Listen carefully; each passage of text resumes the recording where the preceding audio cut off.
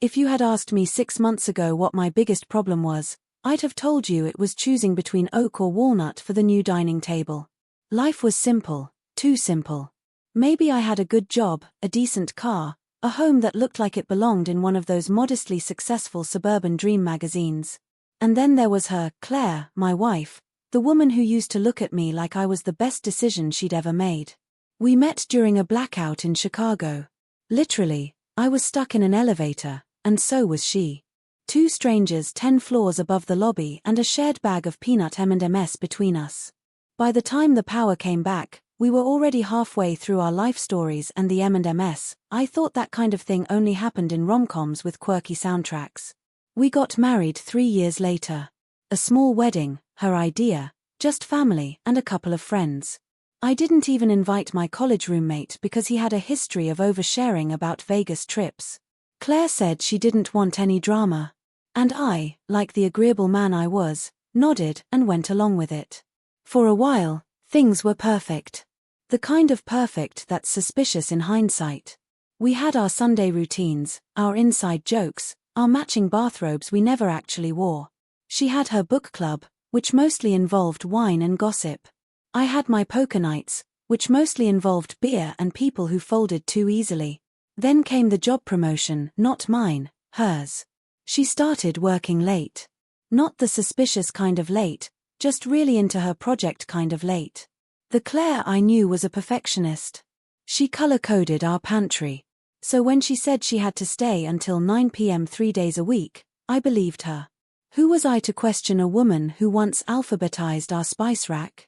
Looking back, I see the warning signs, the overly long hugs goodbye, the new perfume, the way she changed the password on her phone from our anniversary to something more private. But I wasn't looking for signs. I was too busy trusting her. Trust. Funny how that word sounds noble until you realize it's just the velvet rope that separates fools from reality. Anyway, I kept myself busy.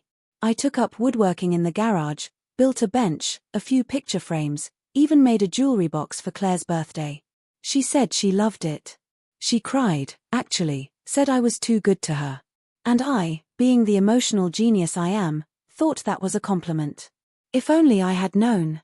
If only I had asked why she cried. If only I had checked her phone that night. If only I had trusted my gut instead of her words.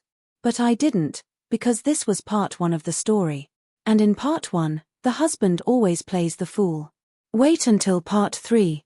That's when it gets good. About a month after the jewelry box incident, Claire started jogging. That might not sound like a red flag, but when a woman who's openly despised cardio since college suddenly takes up 6 a.m. runs every day, rain or shine, you start wondering what she's really running from. Or, in my case, who she's running to. Helps me clear my head, she'd say, tying her hair into that quick ponytail I used to love watching fall loose at night. And I need to get in shape for the company retreat next month. You know how competitive these marketing people get. I nodded, even offered to go with her once or twice. She laughed genuinely, I thought, and said, "You'd slow me down," which was fair. I probably would have.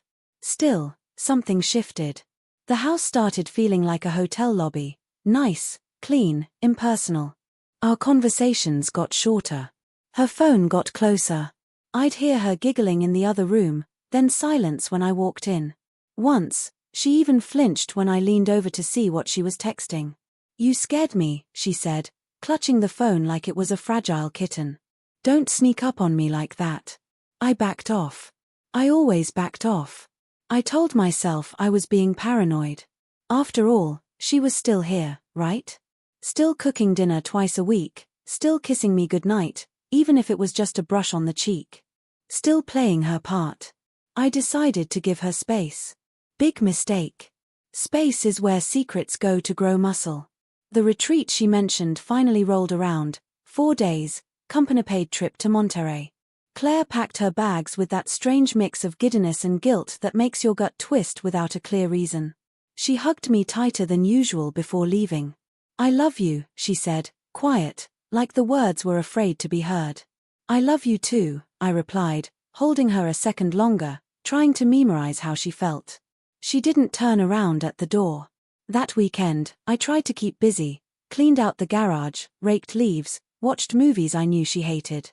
But every now and then, I'd catch myself staring at my phone, waiting for a text that wouldn't come.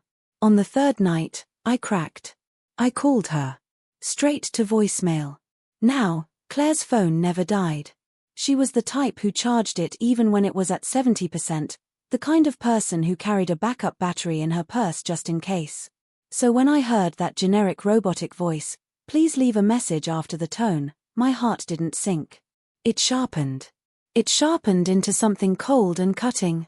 And just like that, the gut feeling I'd been ignoring started humming like a neon sign behind my ribs. Something's off. Something's really off. But I didn't confront her when she got back.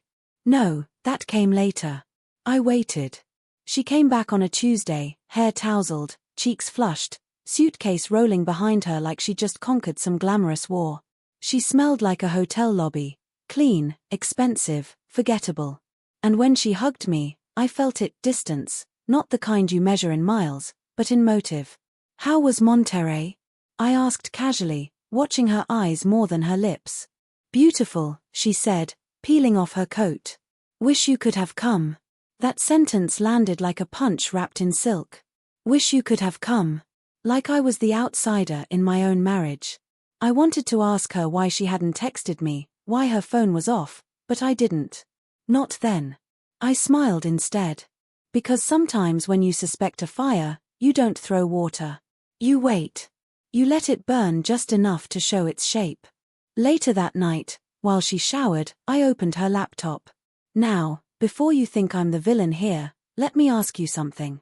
If you saw your partner building a second house behind your back, wouldn't you check to see if your name was on the deed?"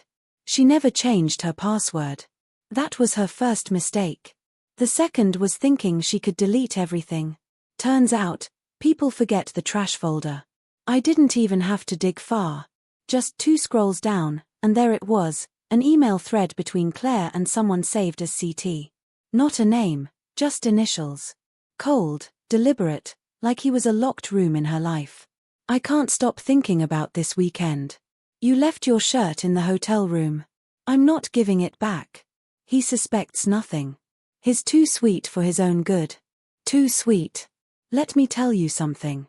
When you're called sweet by the woman who's been lying to your face for months, it doesn't feel like a compliment. It feels like a dart dipped in pity. The emails went back weeks, photos, jokes, plans, even an